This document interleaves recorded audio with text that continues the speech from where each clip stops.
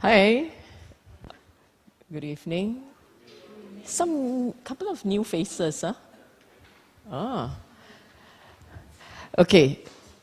The last time when we ended, the plan was actually to just end the Sutta discussion and that's it. But since I'm here for a while, I thought maybe we can start again, do a few more suttas. This particular one that I've chosen is from the Samyutta Nikaya. And Samyutta Nikaya has got, in my opinion, some very, very good suttas, especially under the chapter Nidana, which is chapter 12. So this is a section within Nidana. So 63.3 Sun's Flesh. I wanted a sutta that shows a couple of things, shows a few things. One, how the Buddha was able to use imageries to make a very deep impression with the practitioners of his time. These suttas were delivered to practitioners. We know that because here, right, staring at you, third word in the sutta says bhikkhu. So these were practitioners. And he was trying to explain to them the nature of the mind and how the mind interacts with conditions. How your mind interacts with condition. And they are not easy to explain. So the Buddha had to use very stark imagery to drive the point home. Okay?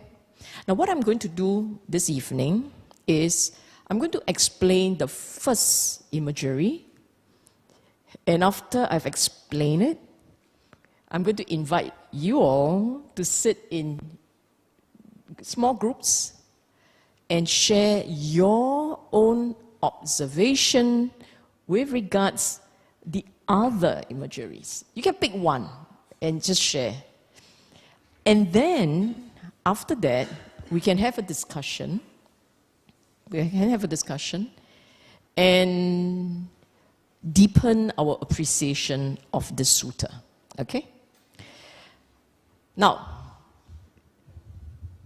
if you look at the board, it says, at Savatthi, bhikkhus, Buddha said, bhikkhus, there are these four kinds of nutriment for the maintenance of beings that have already come to be, and for the assistance of those about to come to be. Meaning to say that there are certain conditions necessary that keep people, beings, living beings alive. And when you die, the same conditions will bring back another existence. Okay? And consistently, the Buddha will point out there are four. The first one, food. Doesn't matter, gross, subtle, whatever. That's just all different types of food. Okay? The first one is food. The second one, contact. Third, mental volition. Fourth, consciousness. Now, if you were to just take the first one on food, if you were to just reflect on your own existence, denying your form of food, you know time will start to run out. When depends on how strong you were when the deprivation starts. But at some point, the entire physical machinery will break down. The other three are to sustain the mind. Denied of the other three nutriment, the mind will die. But it doesn't mean the mind will stay dead. Your mind will die, lah. But there will be another arising. Because the clinging to these nutriments have not dissipated. Under normal circumstances, it hasn't dissipated, you come again. Okay? So let's start with nutriment food.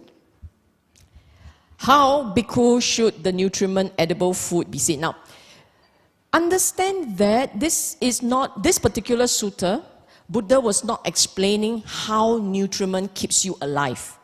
That is not his objective. That's done elsewhere. In this particular sutta, the Buddha was trying to explain how, as a practitioner, you are to handle that particular nutriment. You have to have that nutriment. If you don't have that nutriment, you will perish. The form will die, for instance. Let's just start with food. Without food, the form will die. So you have to have food. But for a practitioner, if you indulge in food, then that food is not just something that sustains your form, it is something that will sustain your mind. It keeps you going. It keeps your mind going. And when you die thinking of your char kway teow, you will come again. You understand what I'm saying?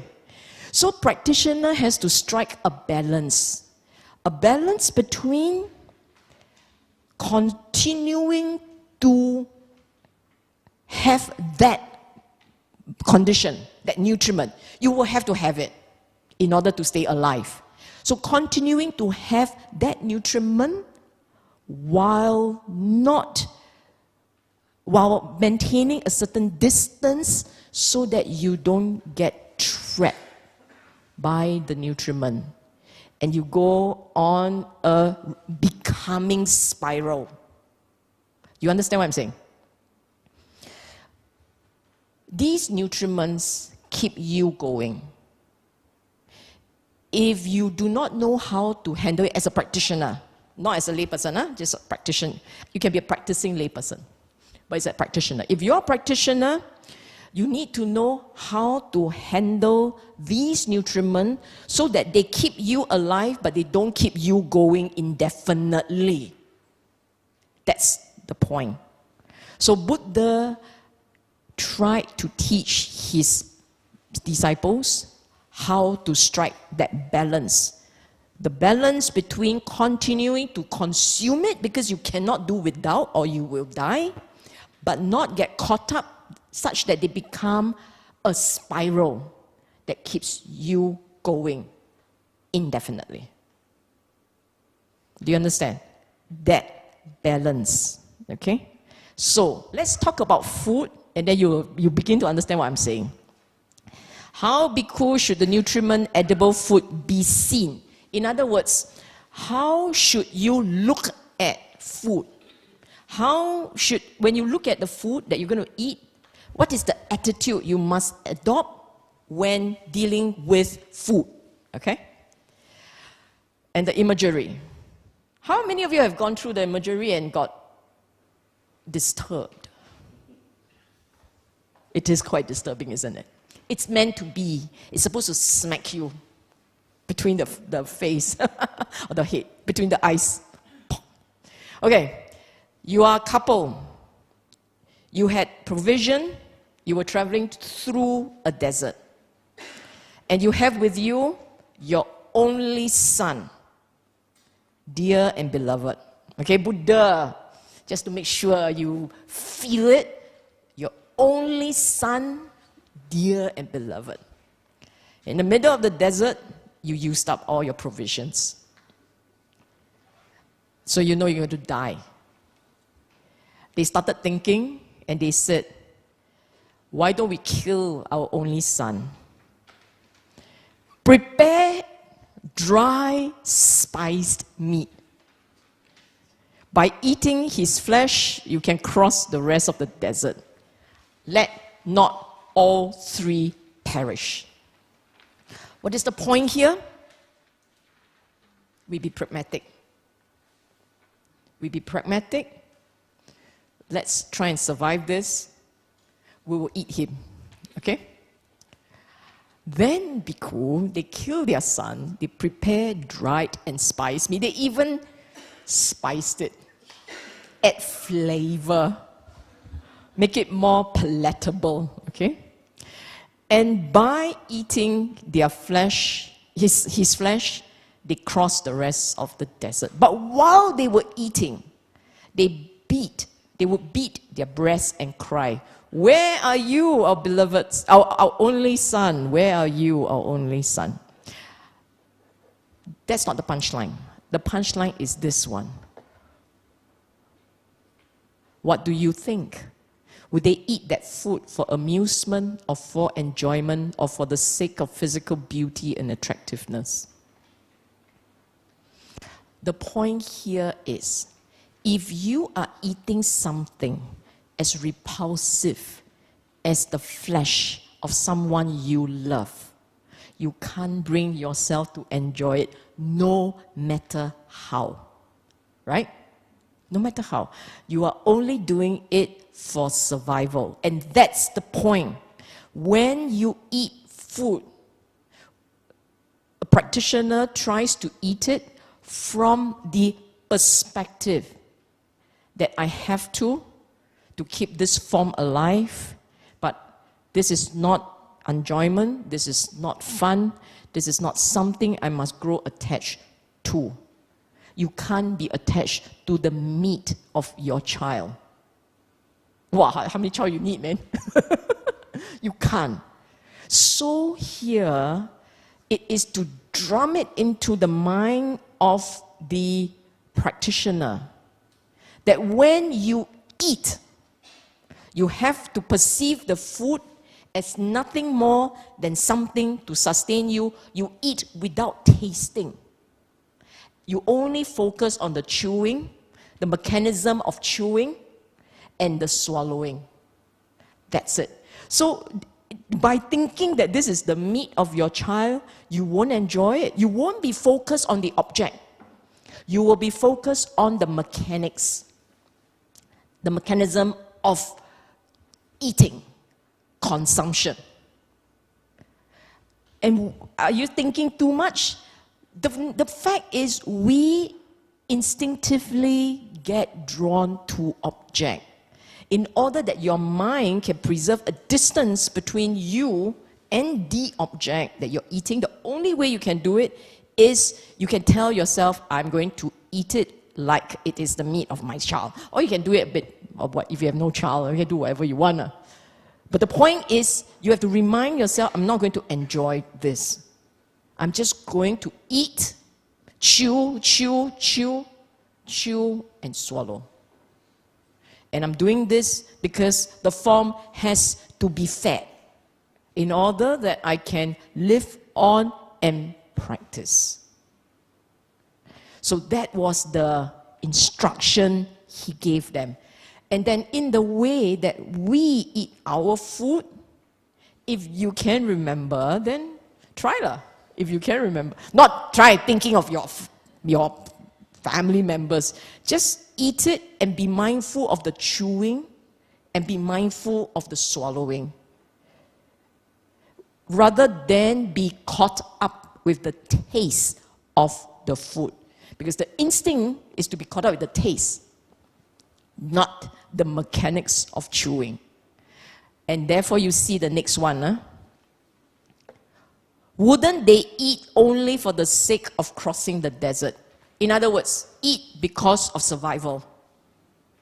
Yes. It is in such a way that I say the nutriment edible food should be seen. This is how you should look at food. Food, and what is the benefit of being able to achieve that? If you can fully understand this chewing and swallowing, if you can fully understand this nutriment food, the last for the 5 chords of sensual pleasure is fully understood. In other words, if you can overcome your instinctive delight to enjoy food, and get caught up by food and the taste, if you can overcome that habit, you will then start to notice that your attachment to sound, to form, to smell, to touch will diminish.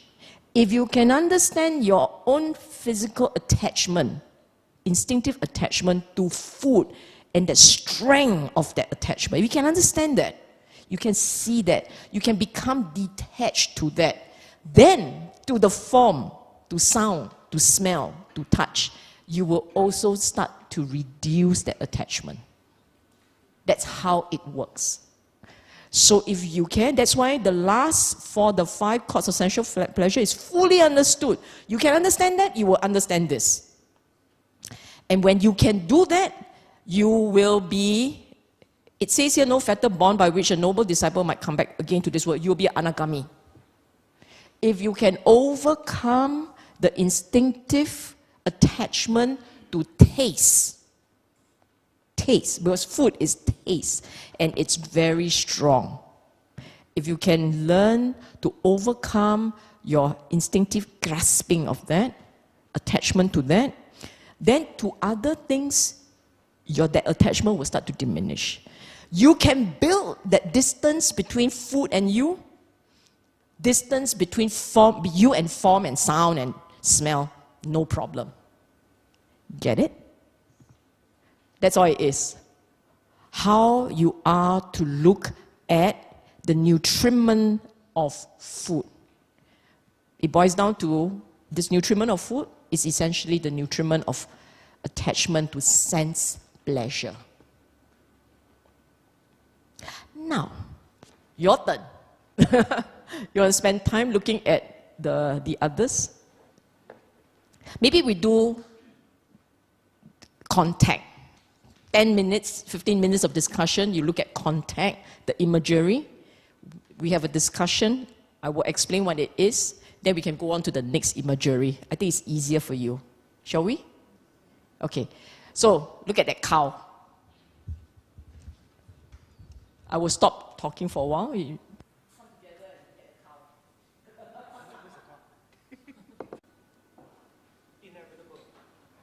Inevitable, yes. Yes.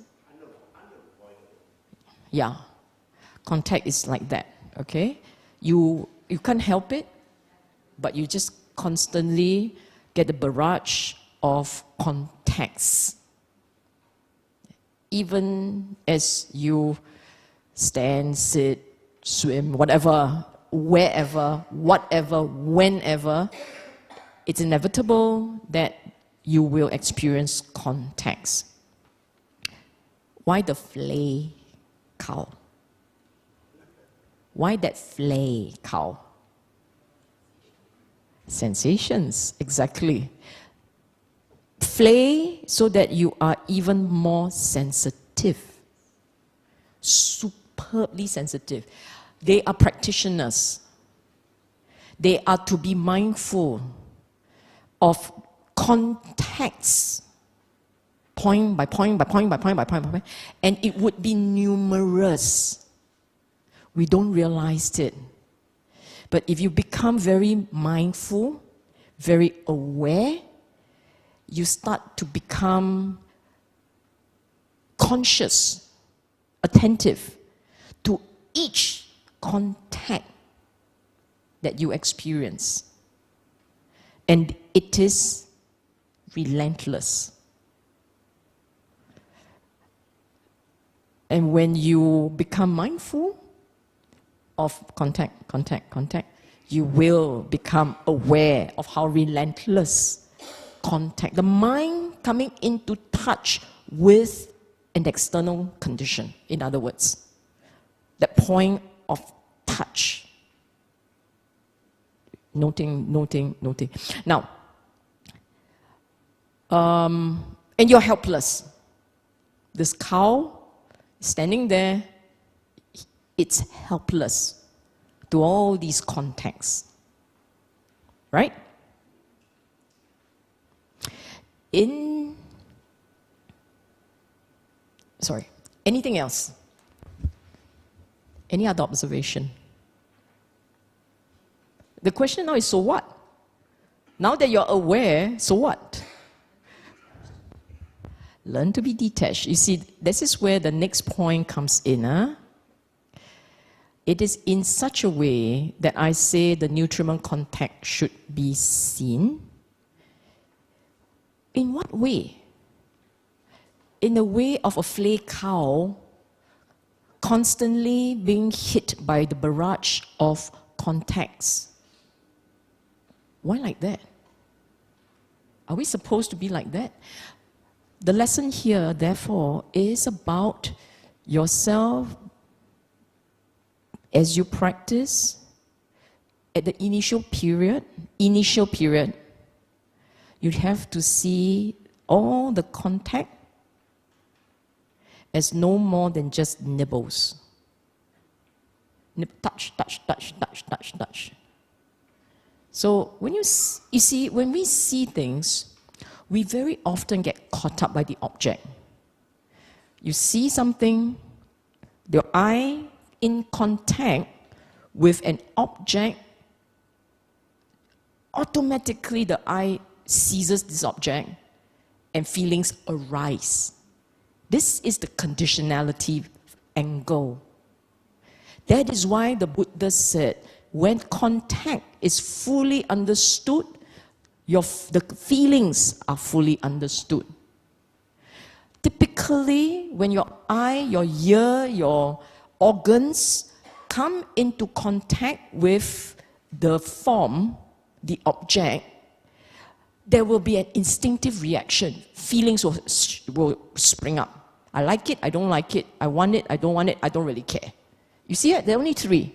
I like it, I don't like it, I don't really care. Or I'm neutral. I'm indifferent. Or I'm detached. It depends. Meaning no strong feeling one way or the other. All contact will come with a feeling. And you have to see that.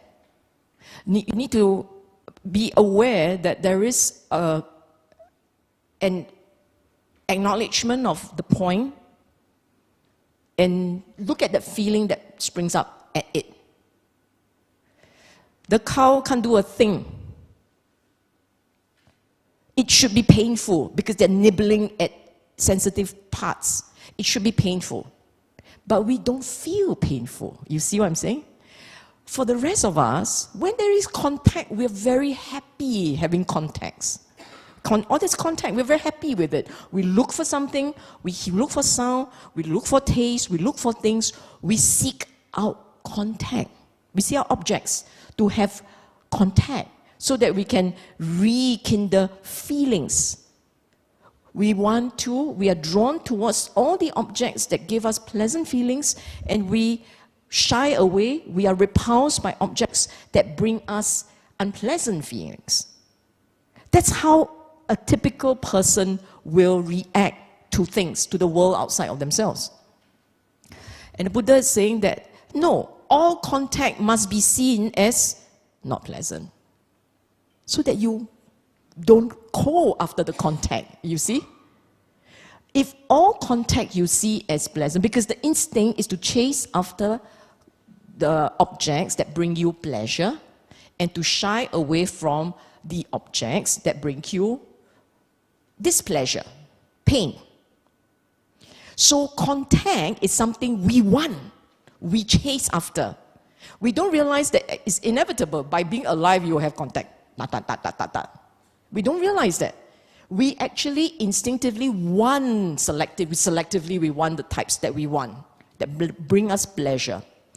Buddha is saying that, look, contacts, all this contact is keeping you going again and again and again and again. It keeps you going. As you seek, you will continue.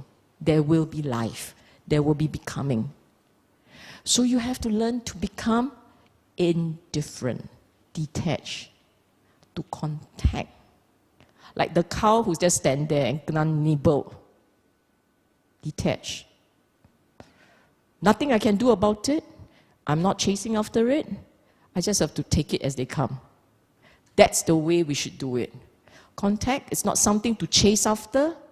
They keep us alive, they keep us going, they keep the mind wanting more and more. So the mind, knowing contact, understanding feeling, chase nothing. That's what it means. Don't mind? Okay. Next one. Shall we? Any question up to here? Any question? It gets harder and harder to understand. Contact is the easiest. Okay, food was the easiest, right? Everyone can feel, but it must not attach to the food that we take.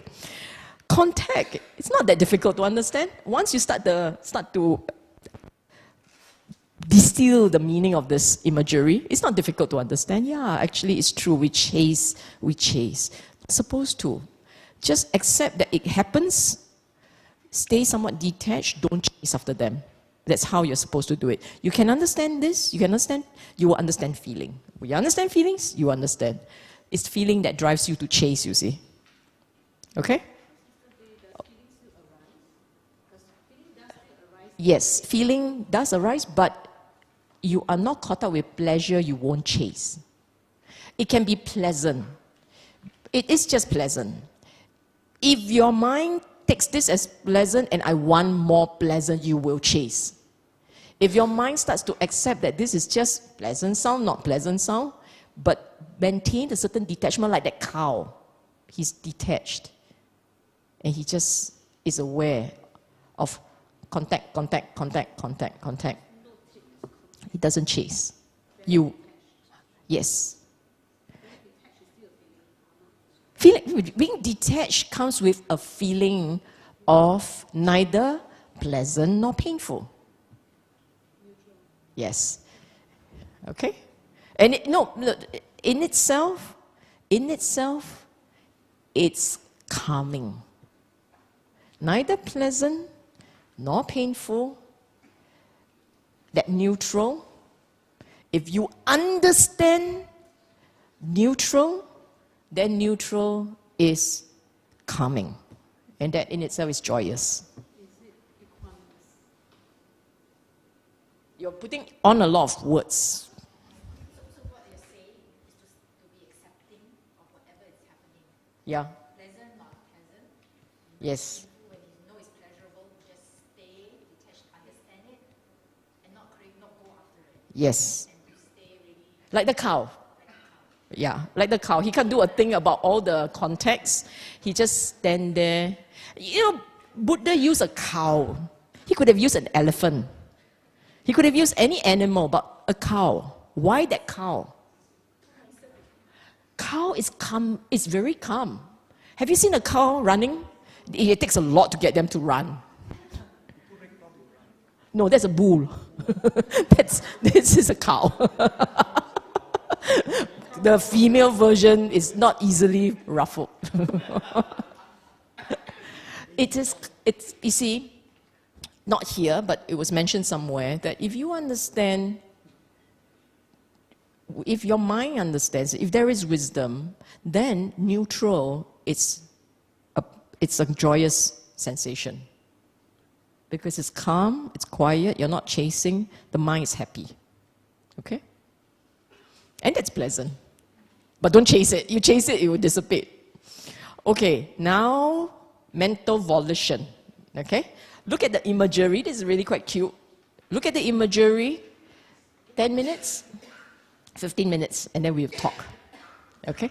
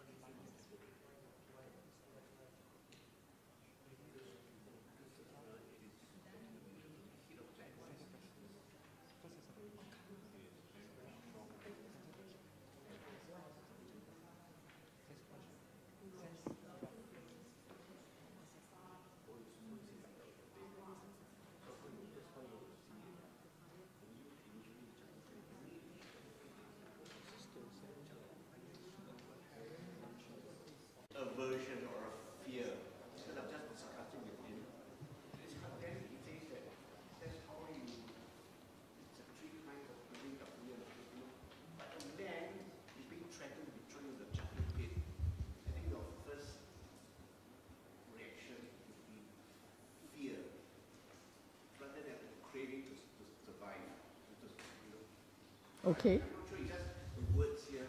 Okay. Pali, what was the word? Whether it was correctly translated.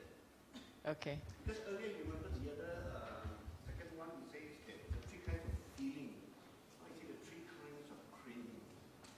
So I'm not sure whether They're not should we feelings. put too much emphasis on this word. I'll explain it and then it becomes clearer. But it's a good observation. Okay. Any other observation?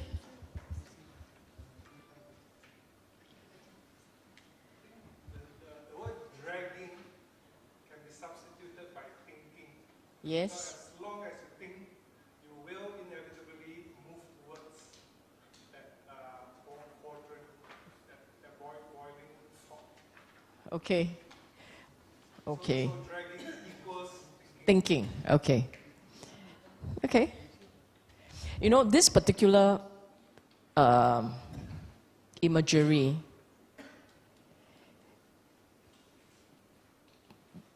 actually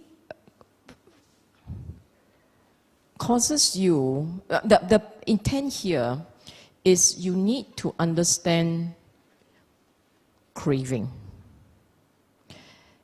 Mental volition here in Pali is Shankara. Okay? And if you know the Paticca you're familiar with it, it starts off with Avijja Paccaya Shankara. That's the one. Okay? Avijja Paccaya Shankara, Shankara Paccaya Vijnana, right? It doesn't go there. Straight away, Shankara, it goes to craving. That's the connection here. So what's going on? Okay? So you just bear this in mind first. I'll explain later. You have a situation where an individual is being dragged towards a very painful death. Right? This is the imagery given to you. He's being dragged towards a painful death. This dragging, the process of the dragging, is actually your own, in a daily life, day to day, point to point, you will find the volition, your own mental volition, chasing. It runs all over. And it usually runs towards something. When you plan, when you plan, you will plan for greatness, something good. You will plan for success. Nobody volition plan for failure. But here what you have, you see, our instinct, our mental volition, our planning has to do with wanting to do better, wanting to get somewhere, wanting to achieve something. Wanting something. Therefore, the connection with craving. Your mental volition is always wanting something. If you don't believe it, you just look at your own mind. Every time there is a mental construction, what is it? For good or for bad? It doesn't have to be bad. It doesn't have to be go beat up someone. It can be, I wish my child would do better. I hope for everyone to be well and happy. That's a very nice one. Can you see that? But that's still a one thing. You're planning, you're thinking, and you're still thinking of, I hope everyone is happy. Seriously, I mean that. But your mind is already planning, you want something. That's a volition. But for yourself, you truly desire happiness. You truly want to do well. And when you want to do well, when you are doing planning, you sometimes get very happy doing it. But the Buddha is saying, don't. All this delighting in mental formations, all this delighting in Shankara is actually leading you to dukkha. That's how you're supposed to see mental volition. All the mental volition that you get caught up in is about chasing something, wanting something. That's why the three cravings. I'll explain what is the three craving. It's not painful, pleasure, and neutral. That's feeling. Okay. You will have this when there's a mental mental volition. When there's just Shankara, it's always Shankara for something. Okay. And as long as you are drawn towards Shankara, you will always be heading, you must see yourself as that's a bad thing. It will lead you to the charcoal pit. That's how you are supposed to see mental formation. And why that two fella dragging? Because you can't help yourself sometimes. You can't help yourself thinking lovely plans. You can't help yourself recollecting how lovely it is and then planning for repeat broadcasts. You can't help yourself. And to try and stop doing that is hard. It's hard. So for someone who doesn't want that charcoal pit, you got to fight the habit to mental construct. That's what it means. What are these three craving? Kama tangha, bhava tangha, vibhava tangha. Those are your three cravings. Okay? So when you look at your own mental formation, what do you usually chase after? You chase after something pleasant to experience again. You plan how to get it. You chase after whether sound, sight, whatever. Kamatangha is just a sound, sight, taste, touch, and so on and so forth. And you will plan around how to get it, strategize how to get these things. That's one. Second one, bhava-tangha, how to have a better life. How to live better. Then you say, vibhava-tangha?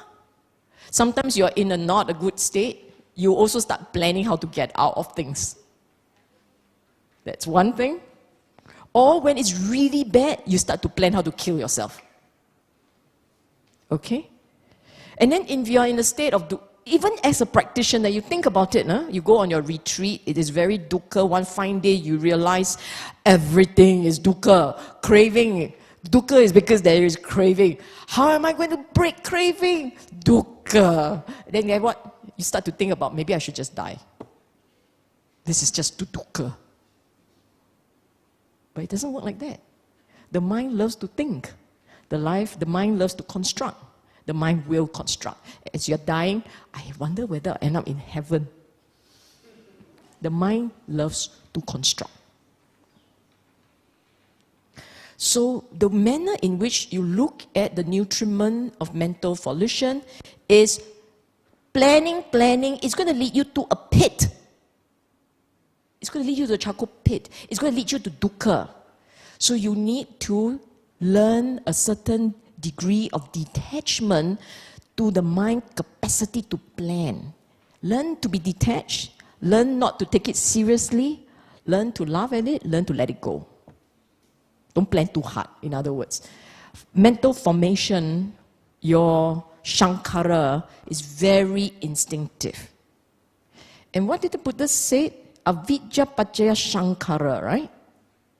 What is avidya? Buddha said, not understanding the Four Noble Truths is avidya.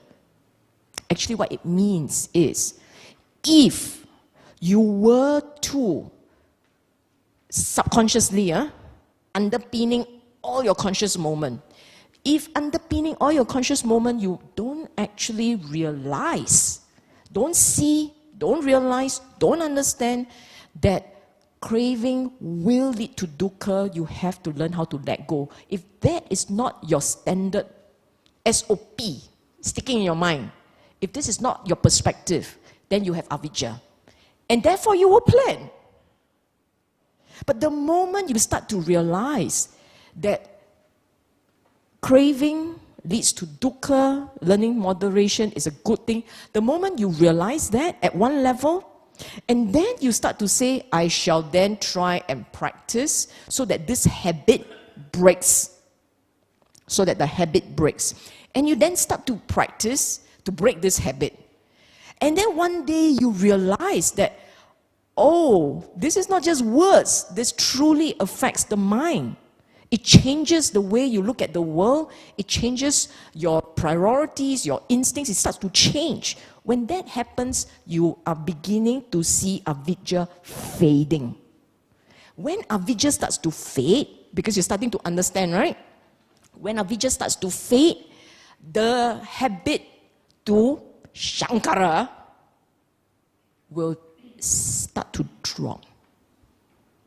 Because you then begin to say, it's okay lah. Plan also like that. It's okay. Doesn't matter. That wisdom is what enables this planning habit to simmer down. To simmer down. No, not the habit. We're talking about habit here. It's the habit start to simmer down. And if you start to understand this habit well, you will start to understand craving. Stop planning, because planning sits on craving, chasing after something. They are all intertwined. That is why this particular sutta is parked under Nidana. Nidana is Paticca. That's why it's parked here, to show you conditionality. Okay? Not easy, huh? Persevere, one last one. Any question first, before I go into the last one?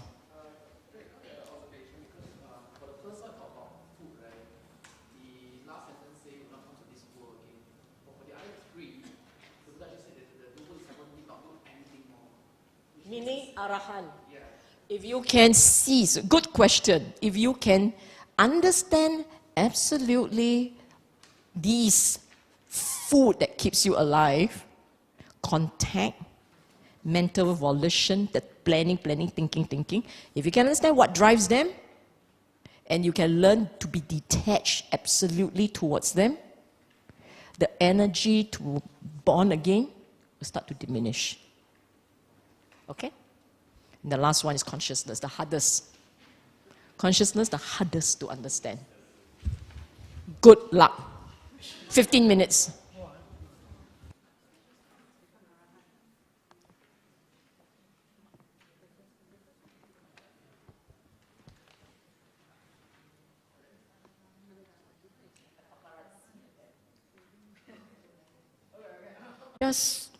Just to make it really painful, 300 times. Why this imagery? Did you wonder? Because all the imageries that the Buddha picked, there's something about the imagery that must jump at you. The dead son's flesh, the flay cow being nibbled at, the being forced towards a charcoal pit. And this one is obviously jabbing a person to death. Why this imagery? So violent. Consciousness is like the strength of the spear, Okay? and each time it brings pain. Ah, go on. Yeah. Okay. You're on the right track, okay? You see, for most of us, being alive is a great thing. That's what we want. To live, to be alive. The idea here is consciousness, which is awareness and alive. Are you really sure that it is that great a thing? So, Buddha reminds his monk, they must not see being consciousness, being alive, do not see it as something pleasant, something to be welcome, something to be enjoyed, but to see it as being alive, being conscious, actually every opportunity for dukkha. That is why the pain and the displeasure and so on As long as there is this consciousness, there can be, not that there will, but there can be the experience of unpleasantness. Very, very unpleasant. And because we are not mindful by the moment, we don't actually feel the unpleasantness. Why? Because each moment we will do our mental volition, the Shankara. We will chase after contact in order that we enjoy being alive. The whole thing is together. Consciousness, if you see it properly as it is, without all your capacity to disguise. Our mind is capable of disguising, you see. When it is chasing, you sustain yourself with hope. When you have that moment of, got it, that moment of, I got what I want, what I'm chasing, it generates so much pleasure. That alone keeps you going for the next chase. He's saying you strip all these disguises and just look at being alive as it is. Actually, it's just another possible moment of dukkha. And there will be many, many, many of these moments. That is why most of us, if we were to put aside our mobile devices, put aside all these opportunities to eat, to listen to music, to be distracting the mind, you give the mind no distraction and you tell the mind, just sit there. Just sit there. The odds are we will feel shaky. You will see the restlessness, you'll see the agitation, the mind says, what am I supposed to do? So the mind spins. Okay? Therefore, consciousness stripped to its bare minimum, without all the disguises, all those little things that distracts, is not pleasant. These are monks. They don't have all your mobile devices. They are left to be conscious of consciousness. Therefore, dukkha. They will experience the dukkha. It's a reminder to the rest of us who don't have that to know, see it as it is. It is dukkha. Okay, that's part one. Part two of it says here, when the nutriment consciousness is fully understood, nama rupa is fully understood, right? In your Paticca Samuppada, I told you this is Paticca Samuppada, right? Avijja Pacca Shankara, Shankara Pacca Vijnana, Vijnana Pacca Nama Rupa. If you can really understand consciousness and what sits on it, what are you conscious of, in other words? Because there is this capacity to be aware, what are you aware of? Nama Rupa. Because the capacity to be aware, you are aware of self, form, you know what you know, and this is form, this is mind. I see things, I hear things, and it goes on. So, knowing consciousness and being aware of the nature of the mind as it is have to be seen, has to be done.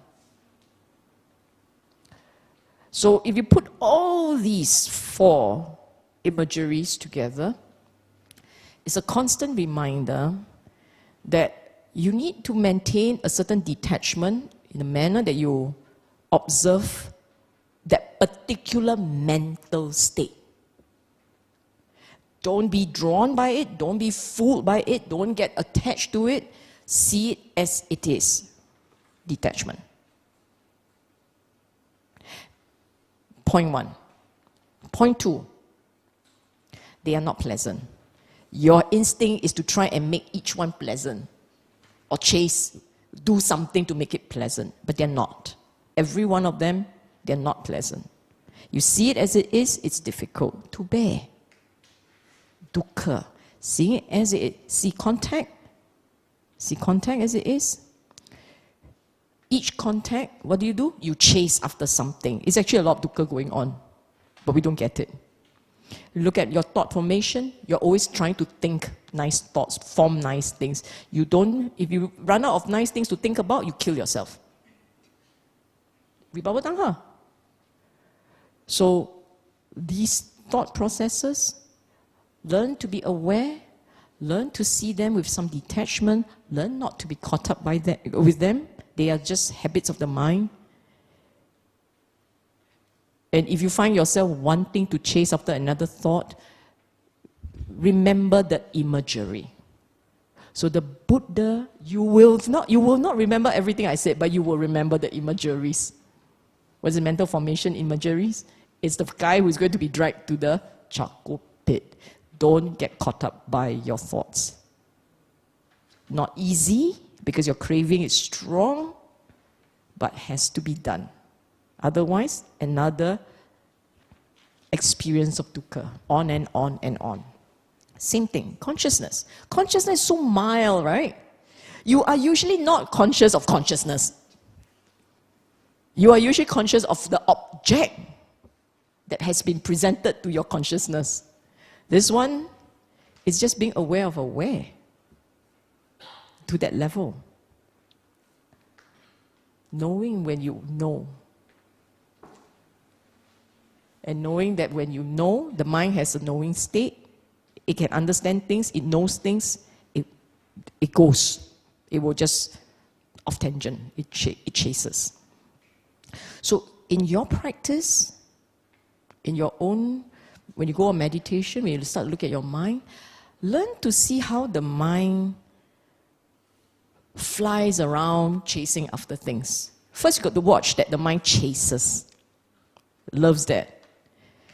And then, if you are able to slow down the processes, meaning you don't keep having thoughts, you're not caught up with your thoughts, you will start to observe that there's just contact, there's just seeing, there's just knowing. And in all this, there is a desire to be something. Even that is wrong. Wrong in the sense that it gives dukkha. I want to be this, I want to be that, I want to do better, I want to practice harder, I want to meditate better. You know, these little things, it pops up also. When you can see that these thoughts, they're just thoughts. It's just a lot of ambition and thoughts. If you can start to understand that, and you start to let your mind, if your mind starts to say, it's okay, I'm not chasing, you will immediately feel better. And that's part of the practice. Okay? Yes?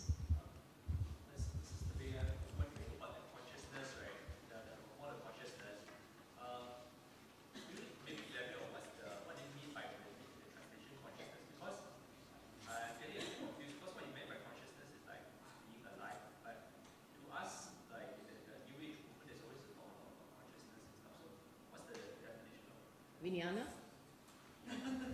The Pali word vijnana? It's consciousness. It's being awake. I mean, that you know what's going on. That the mind is capable of registering information. Don't think too hard. Actually, Buddha doesn't go that. We think that it's very, very cheap. Yes and no. Yes, in the sense that because we don't spend a lot of time looking at our mind, everything sounds so new, so mystical. But no, in the sense that the moment you are able to spot, register, understand, the moment you're able to spot, register, and understand the little parts of what he said. For instance, contact is easy to understand, right?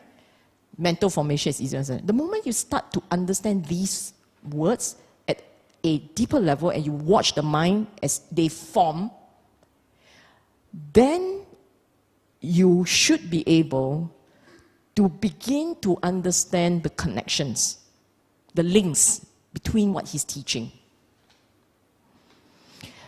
The main thing is don't think too hard. Unfortunately, we do tend to be a little intellectual, which is the problem. You have to actually silence the mind capacity to think and just observe.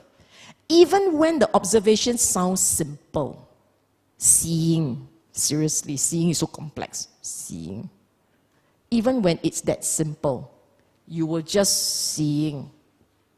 And don't think, Seeing. Why like that? Because as you see and see and see, at some point the mind settles down, becomes calm, becomes quiet. And all it does is observe, observe, observe. You have to get the mind to that state of quiet when it starts to observe without making details, constructing thoughts. It merely observes. Okay? That state of being able to observe quietly, that state allows that mind settle down, and suddenly whatever wisdom, whatever information, knowledge that you have accumulated about the Dhamma, they will surface. In that observing, suddenly you will have a little nugget picked up from some Bante's teaching, from some things that you have read. It floats out and says, this is anicca, this is anatta. Suddenly it pops up like that, in that quiet observing. And that's all you want. Because registering that is understanding Dhamma. All these collection of experiences in understanding the Dhamma in little parts, all this eventually will add up, and it sinks into your mind, into a way of thinking. It starts to shape the way you see the world. It reforms the way you instinctively react to the world. And the process can be a fast one, it can be a slow one, it all depends on yourself. How hardwired are you? You could be hardwired in such a way that it's going to take a long time before the mind says, okay, I'm not supposed to do this, I'm supposed to do it like that. That can happen, okay?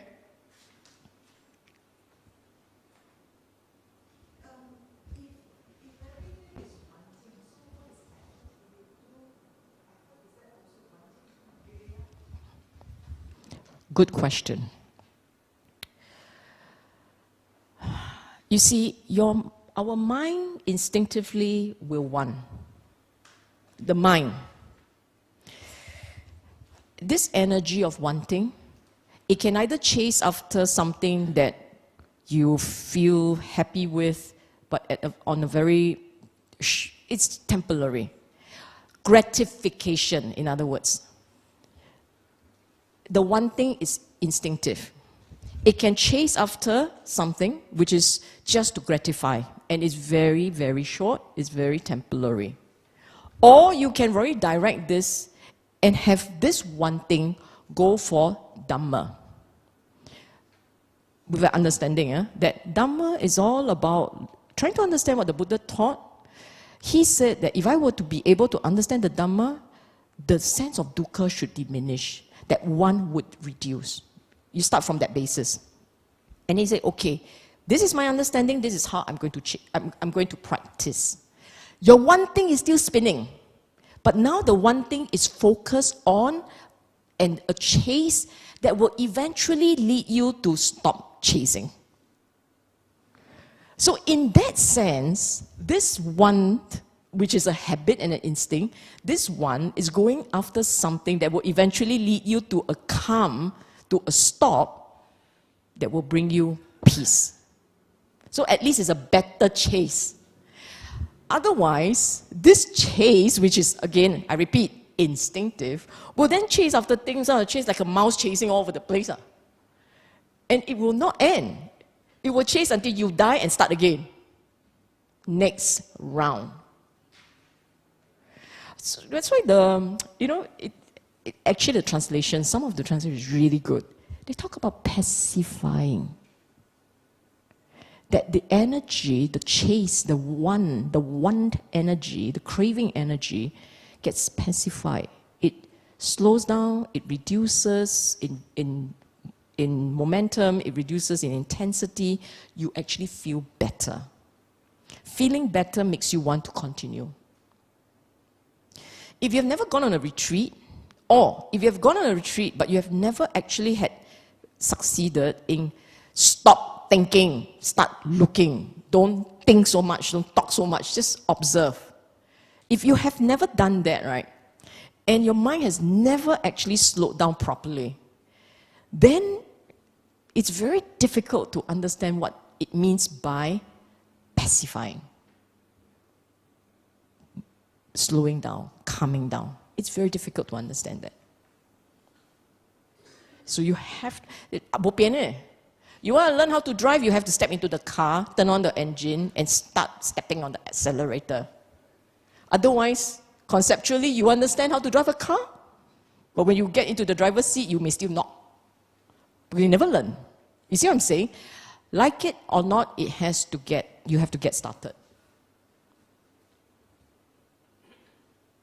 So it's still the same, but it's redirected.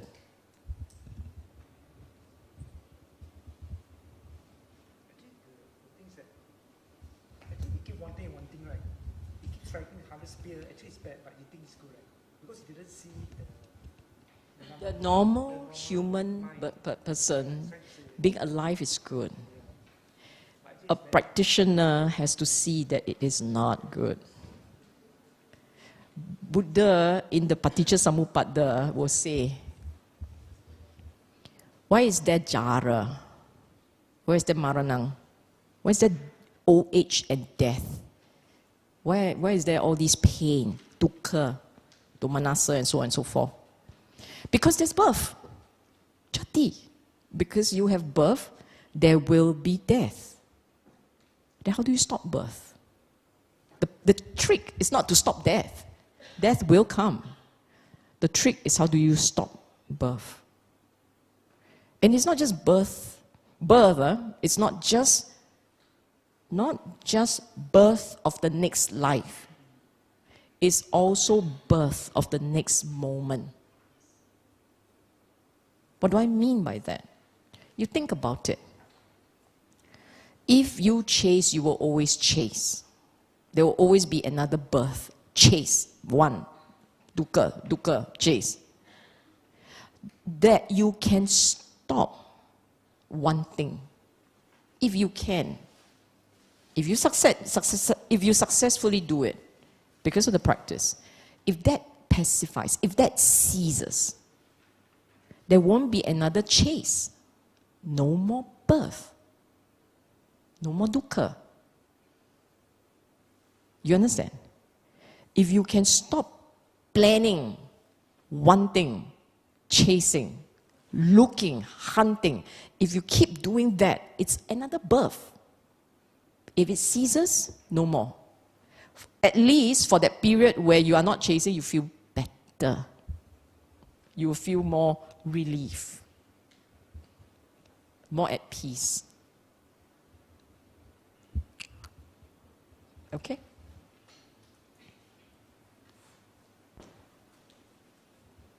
Too difficult? We should come in with an easier sutta.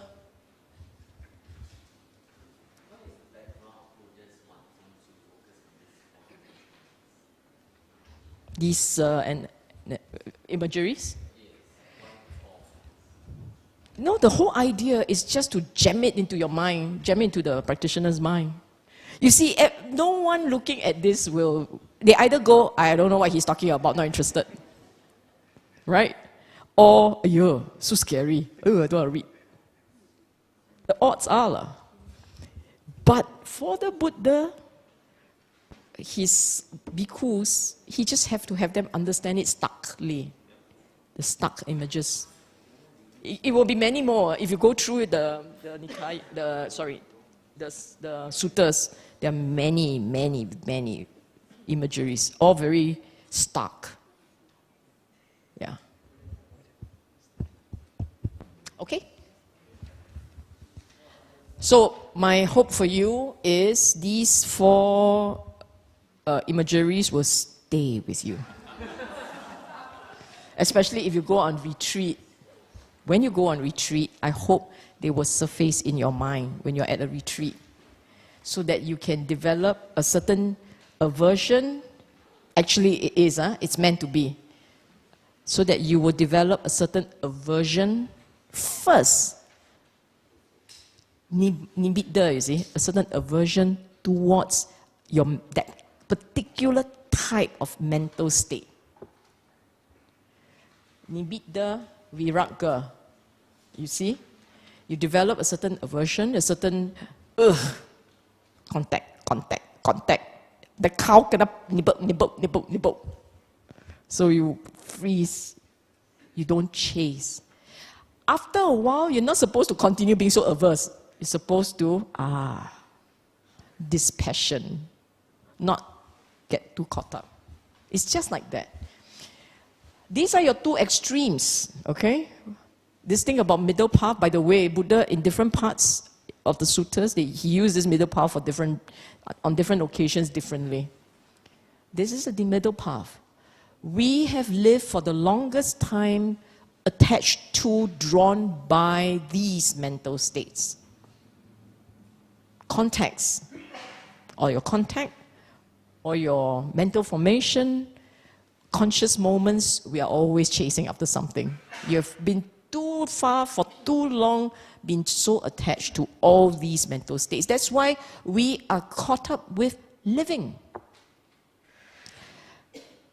And for you to now then go to the other extreme, which is freak out. Therefore, the imageries, you see, freak you out, get you disturbed by these. You go into the other extreme.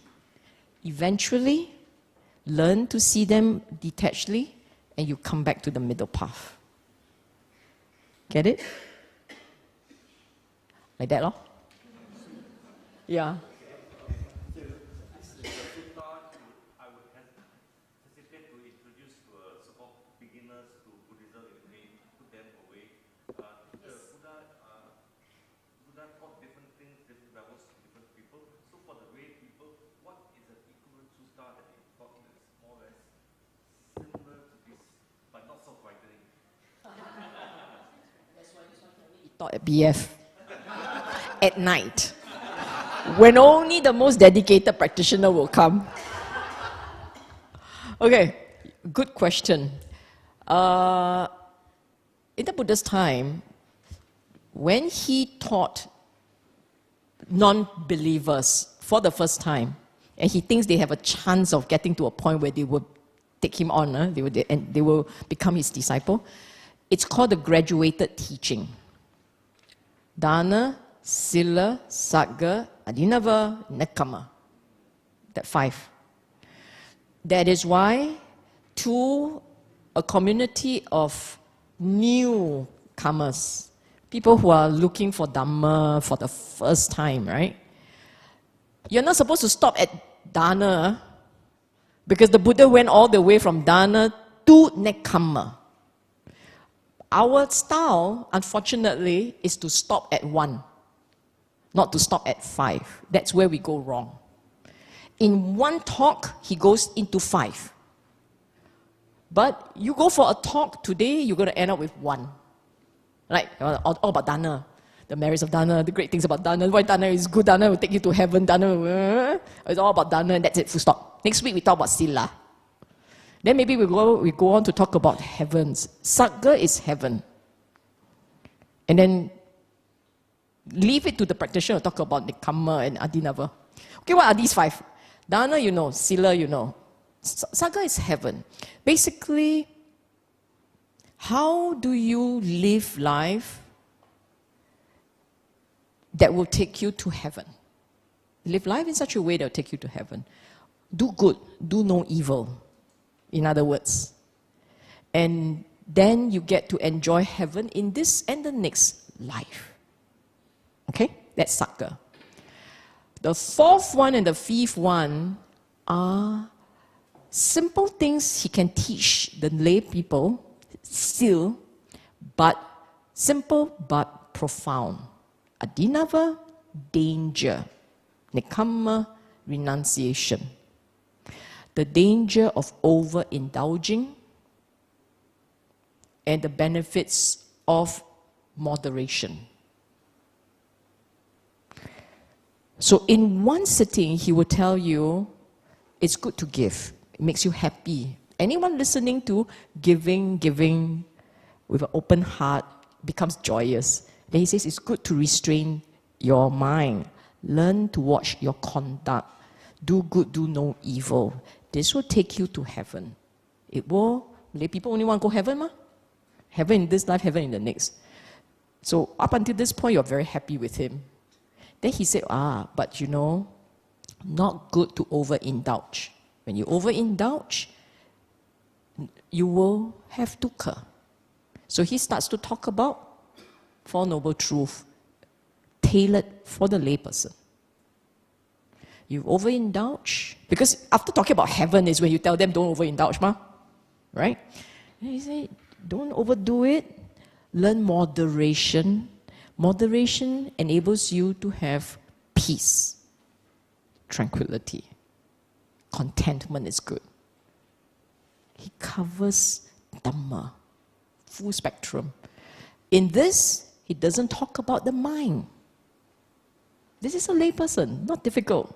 He doesn't talk about the mind, doesn't talk about consciousness, doesn't talk about nama rupa, doesn't even talk about contact. But what did he talk about? He had covered the first one, which is avidya. He goes all the way to craving, and he goes to the end, marana, jati, all those. He covers. He still covers, but without the complexity of understanding the mind. Okay?